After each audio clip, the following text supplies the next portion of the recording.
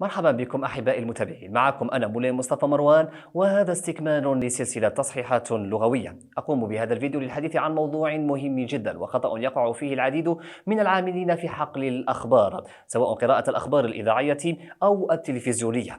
الموضوع هو فخ التقابلات الصوتية، فالعديد من الكلمات والحروف قريبة من لفظها صوتيا، فنجد الكثير من الإعلاميين يخطئون في قولهم أعتقد أن الجو سيكون باردا، فالصحيح قوله أعتقد. إذا إخراج حرف العين من مخرجه سليما وصحيحا.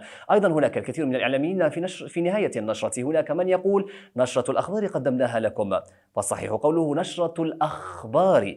إذا نطق حرف الخاء من مخرجه سليما وصحيحا وليس حرف الغين.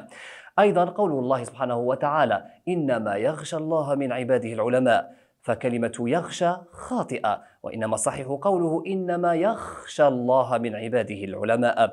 وهناك لفظ مستعمل كثير عند الإعلاميين وخطأ شاسع في قولهم كازاخستان، والصحيح قوله كازاخستان بالخاء وليس بالغين. شكرا لكم على المتابعة، نلتقيكم في عدد آخر. السلام عليكم.